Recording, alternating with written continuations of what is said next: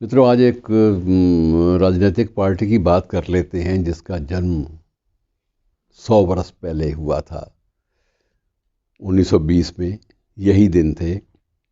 और उस political party में सबसे बड़ी बात ये थी कि वो निरंतर जूझना उनकी प्रवृत्ति बन गई थी, एक आदत बन गई थी, स्वभाव में शामिल हो गया था।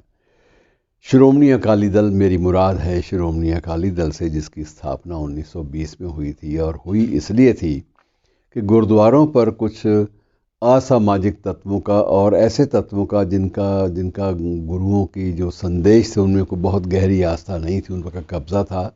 और उनसे मुक्त कराने के लिए एक रिफॉर्म, सुधार आंदोलन के रूप में श्रोमणी अकाली दल की स्थापना हुई, जो धीरे धीरे राजनीति में भी प्रवेश करने लगा।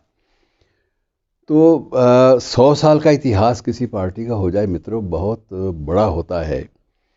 और उसमें ऐसे वक्त भी आए जबकि अकाली दल ने अपने ही बहुमत के आधार पर सरकार बनाई, और कई बार ऐसा भी आया कि मिली जुली सरकारों में भी अकाली दल ने नेतृत्व किया, एक रीजनल पार्टी होते हुए भी, एक क्षेत्रीय पार्टी होते हुए भी। जिनका जिक्र अक्सर होता है प्रकाश सिंह बादल, तो वो 5 बार लगातार, बीच में थोड़ा सा व्यवधान डाल के कह लीजिए, लेकिन 5 बार वो प्रदेश के मुख्यमंत्री बने, और ये एक बहुत बड़ा कीर्तिमान होता है। लेकिन मित्रों, उसमें ये था कि जितनी ये पार्टी जूझी, जितना इसने संघर्ष किया, उतना इसको सम्मान नहीं मिला। जितना सम्मान की ये हकदार थी, जितना जितना स्थान दक्षिण भारत में डीएमके और एडीएमके को मिला, जितना सम्मान, भीतरी सम्मान या टीआरएस को मिला तेलंगाना में, उतना ज़्यादा अकाली दल अर्जित नहीं कर पाया। तो कारण ऐसा नहीं था कि कारण सिर्फ भ्रष्टाचार था, कारण ये भी था कि जो संघर्ष की जो बुनियाद, जूझने की जो बुनियादी बात थी, उसको भुलाकर सुविधा भोगी होते गए धीरे धीरे अकाली नेता। और जब सुविधा भोगी हुए तब ये भी हुआ कि एक अकाली दल, उसके बाद उसको 2 फाड़ करके दूसरा अकाली दल, फिर तीसरा अकाली दल, फिर चौथा, कुल मिलाकर 7 अकाली दल हैं, आप अंदाज़ा लगा लीजिए। और लेकिन आज भी जो जो केंद्रीय सत्ता नियंत्रण जिसके पास है अकाली दल का, वह श्रोमणी अकाली दल, जिसे कई बार लोग पहचान के लिए मीडिया के लोगों ने इसको अकाली दल बादल कहना शुरू कर दिया, लेकिन मूल रूप से श्रोमणी अकाली दल है। अब इसमें भी बहुत दिलचस्प किस्से कहानियां हैं इसके। अगर पंजाब का पुनर्गठन हुआ तो उसमें भी इसका योगदान।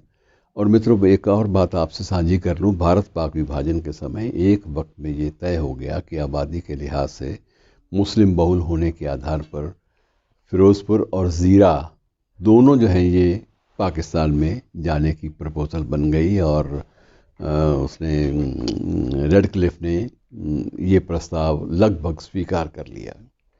और उन दिनों में श्रोमणी अकाली दल सक्रिय था, मास्टर तारा सिंह नेता हुआ करते थे।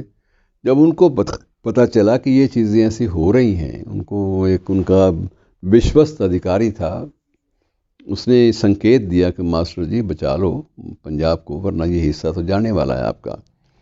तो ये फ़ौरन वायसराय के पहुंच गए वायसराय के पास, और समय बिना लिए पहुंचे, और इन्होंने वायस रीगल लॉज में जाकर वहाँ सीधी सी बात ये की कि मुझे अभी टाइम चाहिए, आप वायसराय को कन्वे कीजिए। उनके जो जितने भी अंगरक्षक थे उनको ये कहा गया, उनका जो प्रधान सुरक्षा अधिकारी था, कि मुझे मिलना है, और अगर मुझे नहीं मिलने का वक्त मिला तो इसके परिणाम खतरनाक हो सकते हैं। मेरे पीछे लोग हैं और करोड़ों की संख्या में लोग हैं। जब स्थिति का पता चला वायसराय को, तो वायसराय ने तत्काल उनको बुलाया कि क्या माजरा है। तो उन्होंने बताया कि स्ट्रेटेजिकली, तकनीकी आधार पर फिरोज़पुर और ज़ीरा को अगर पाकिस्तान में मिला दिया गया तो ये चीज़ें बिल्कुल ख़त्म हो जाएंगी। मसलन उन्होंने सबसे बड़ा मुद्दा, उस वक्त मास्टर तारा सिंह जैसे नेता, जिन पर यह आरोप लगता रहा कि ये बहुत पढ़े लिखे भी नहीं थे और सीमित इनकी बौद्धिकता थी, लेकिन उस बंदे की दूरदर्शिता देखिए कि उसने ये एक तर्क रखा कि अगर ये मिल जाता है, पाकिस्तान में चला जाता है, तो जितने भी हेडवर्क्स हैं पानी वाले, वो साथ ही चले जाएंगे, और उनके जाते ही क्या होगा कि शेष जो पंजाब बचेगा, या भारत का हिस्सा जो पंजाब बनने वाला है, वहाँ पानी का ऐसा गंभीर संकट होगा कि ये इलाके जी नहीं पाएंगे, खेत भी सूख जाएंगे और आदमी भी सूख जाएंगे। और ये पानी सिर्फ पंजाब को नहीं मिलता, बल्कि यही पानी हेडवर्क्स का पूरे के पूरे राजस्थान के अधिकांश क्षेत्रों को सिंचित करने के काम आता है। और अगर ये पाकिस्तान में गया तो ना राजस्थान में पानी मिलेगा और ना ही पंजाब को, शेष पंजाब, भारतीय पंजाब को। और उन्होंने तर्कों के आधार पर ये सिद्ध किया, संक्षिप्त बातचीत में साबित कर दिया। और वायसराय ने उसी वक्त अपने विशेष दूत भेजकर रेड क्लिफ को इन्फॉर्म किया कि ये चीज़ें, ये जो सीमा पर आप जो ये बदलाव करने वाले हैं, ये बदलाव जो है इस ढंग से नहीं हो सकते जिससे भारतीय पंजाब के या भारतीय क्षेत्रों के दो दो सूबे जो है वो बिल्कुल प्यास से तड़पने लगे। ये स्थिति मैं नहीं आने दूंगा और इस तरह से ये फिरोजपुर ज़ीरा मास्टर तारा सिंह की बदौलत बचे। कहने का मतलब ये था कि अकाली दल ने कभी चीज़ों को ऐसा नहीं लिया कि सिर्फ अपने संकुचित दायरे में लिया हो। जब ये आपातकाल लगा तब भी यही सिलसिला था कि आपातकाल में जितनी भी संघर्ष की जिजीविषा अकाली दल ने दिखाई, किसी अन्य दल ने नहीं दिखाई। अकाली दल के सारे शीर्षस्थ नेता अंदर थे, सारे शीर्षस्थ नेता गिरफ्तार हो चुके थे और उसके बाद भी इनको ये लगातार निरंतर जूझना पड़ता था अपना अस्तित्व बनाए रखने के लिए। और एक बार तो ये हुआ कि वर्तमान प्रधानमंत्री नरेंद्र मोदी जी, ये उस वक्त इसी क्षेत्र में उत्तर भारत में प्रचारक के रूप में कार्यरत थे, तो इनको भी सिख वेशभूषा में अपने आप को पेश करना पड़ा। और ये सिख के वेश में ये उन दिनों गिरफ्तारी से बचने के लिए भूमिगत हुए ताकि आंदोलन में अपनी हिस्सेदारी, अपना योगदान दे सकें। और ये स्थिति मित्रों आतंकवाद के दिनों में भी आई। आतंकवाद के दिनों में भी अगर आप कुछ भी कहें, लेकिन इसमें ये भी था कि आतंकवाद के दिनों में भी अकाली नेतृत्व ने जितने अपने नेता या जितने अपने कार्यकर्ता खोए, उतने शायद किसी अन्य दल ने नहीं खोए। हालांकि आरोप भी इन पर लगता रहा, लेकिन आरोपों के बावजूद ये वक्त की कसौटी पर ये खरे उतरे और इन्होंने अपने आप को जुझारू जो है तेवर वो अपने बर्बाद नहीं होने दिया। और मित्रों एक बार की बड़ी दिलचस्प बात है कि जब पहली बार प्रकाश सिंह बादल मुख्यमंत्री बने तो जत्थेदार जितने भी थे वो गए तो मुबारकबाद देने, पर उन्होंने साथ साथ पूछ लिया, सरदार जी अब अगला मोर्चा कितने लाना है, अगला मोर्चा कहाँ लाना है, हमें बताइए। मतलब उनको ये होता था कि हर वक्त मोर्चा बंदी में ही रहना, ये आदत पड़ गई थी। और बादल ने हंसते हुए कहा कि हुन तो मोर्चे लाने की कोई लोड़ नहीं, अब आप को मोर्चे लगाने की ज़रूरत नहीं है, अब हुकूमत आपके हाथ में आ गई है। तो उन्होंने कहा नहीं छोड़ो जी, हमें तो मोर्चों के बिना मज़ा ही नहीं आता, बिना जूझे, बिना लड़े और बिना अपने किसी अधिकार के लिए संघर्ष किए बिना हमें चैन नहीं पड़ता। इसलिए एक कल्चर बन गई थी, संस्कार बन गया था उनका कि उन्होंने जूझते रहना है, लेकिन किसी अच्छे काज के लिए।